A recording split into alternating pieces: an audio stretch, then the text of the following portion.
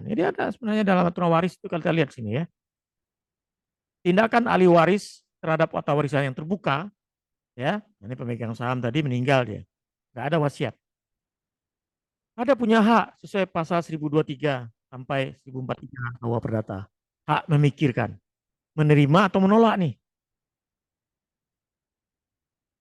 Ada nggak pewaris ahli waris ini menolak warisan? Ya kalau zaman sekarang kalau dia punya harta, bapaknya punya harta ya nggak mungkin menolak ya walaupun dia sudah ada duitnya. Tetapi bisa jadi dia menolaknya karena setahunya bapak itu punya banyak hutang. Misalkan.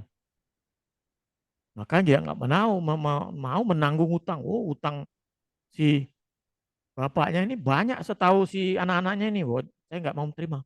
Maka menolak. Dasarnya 1057 sampai 10.065 BW. Kalau menerima itu ada secara beneficial, hak istimewa, ada syarat. Atau secara murni dia, oh nggak ada mikir-mikir ya, pokoknya saya enteng. Pokoknya ada wasiat oke, siap, terima. Nggak mikir-mikir lagi dia, ya lumayan gitu. Ya kan warisan ini kan orang kalau banyak harta orang tuanya ya gimana, gimana mau alasan menerima. Nanti terima dulu nanti baru mau diikhlaskan, dikirim, dibagikan ke siapa ya terserah. Makanya di kantor pertahanan itu kalau setiap ada ahli waris yang menolak itu tetap terima dulu nanti akan keluar APHB-nya misalnya akta pembagian bersama maka saat itu dia keluarkan. Karena ada namanya di situ dibagikan kepada yang menolak tadi memberikan kepada orang yang mau menerimanya. Dia nggak mau.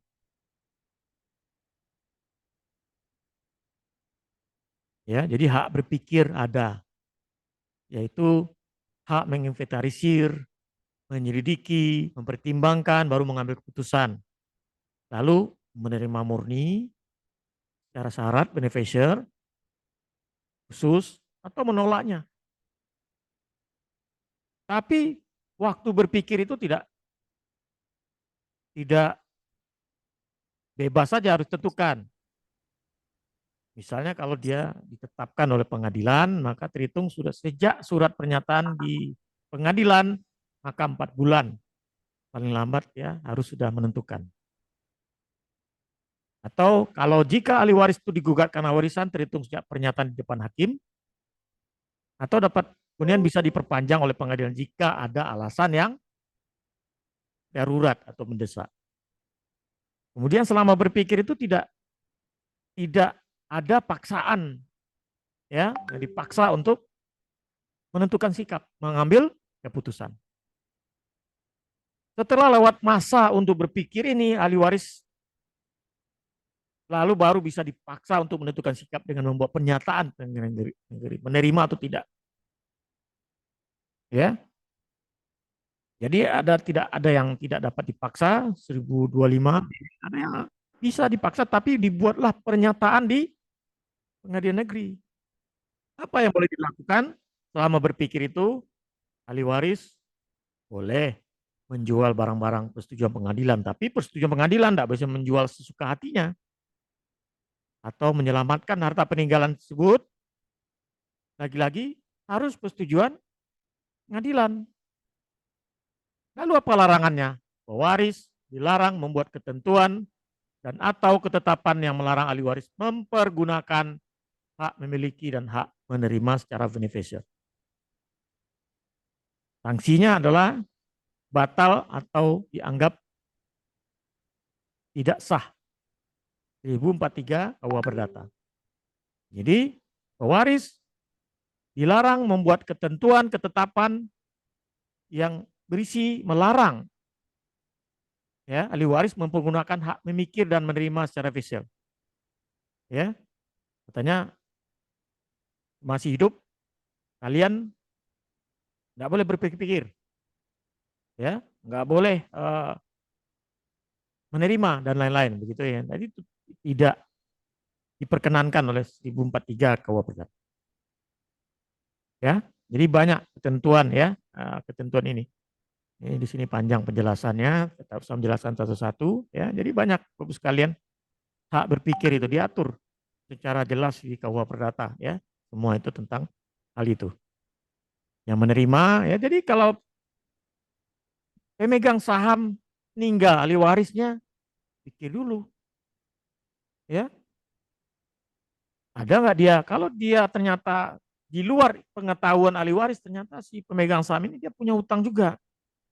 Tagihan datang ke pihak dari pihak ketiga kreditur, datang dia tagihannya, ya nggak cukup saham, harta juga nggak ada, maka sehingga kemudian dimungkinkan diajukan si pewaris tadi pilot, sehingga siapa menanggung? Ya kalau ahli warisnya mau nerima ya ahli warisnya yang menanggung utang-utang si pewaris. Pilot ya, diajukan pilot. Pilot kan bisa diajukan perorangan, bisa diajukan oleh badan hukum, kepada badan hukum. Bisa diajukan kepada perorangan, bisa juga pada badan hukum.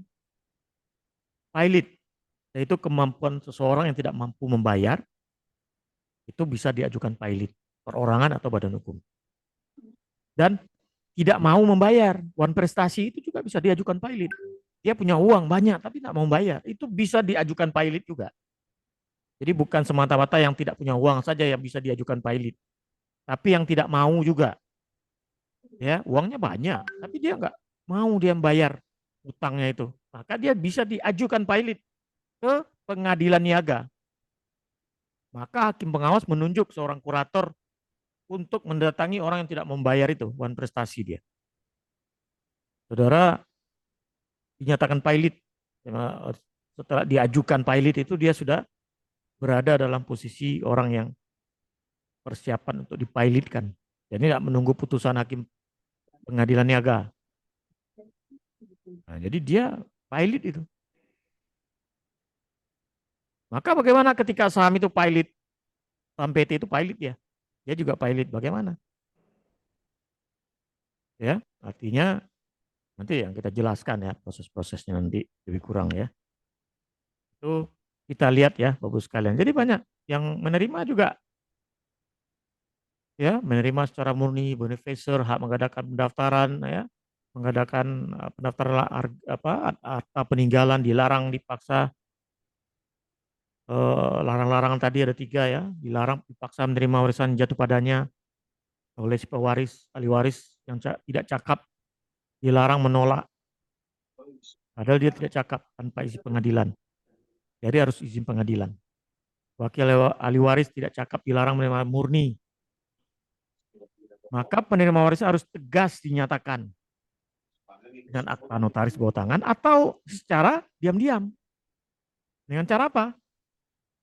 Ya, diam-diam menjual harta warisan. Lalu mengubur pewaris, menyimpan, mengawasi, mengurus warisan bukan perbuatan diam-diam. Ya, diam-diam.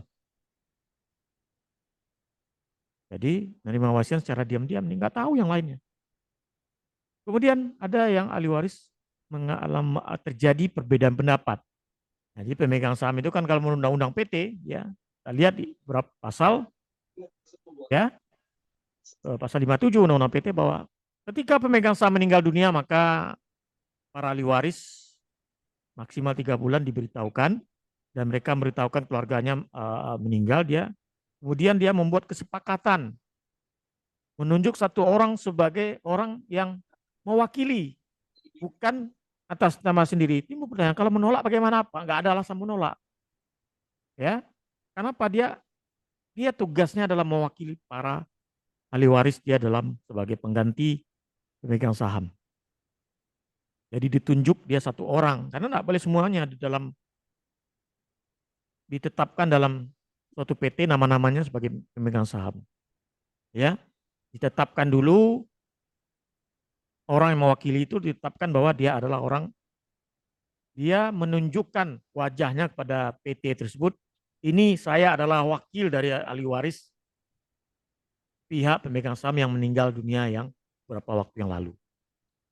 Saya yang ditunjuk oleh keluarga sebagai orang yang mewakili, ya. Tapi dia tidak bisa bertindak sesuka hati, dia harus beritahukan lagi pada ahli warisnya. Kalau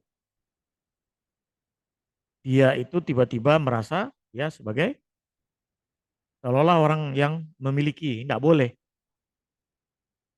ya. Nah, jadi ini singkat saja inilah. Jadi kalau terbuka nggak ada wasiat ya ini adalah sesuai aturan kita bicara hari ini adalah KUA Perdata misalnya seperti itu ya. Tadi kita bisa berdasarkan hukum lain ya, hukum Islam bisa dasarnya adalah KHI, kompilasi hukum Islam, maka bisa menetapkannya di pengadilan agama tentang pembagian waris.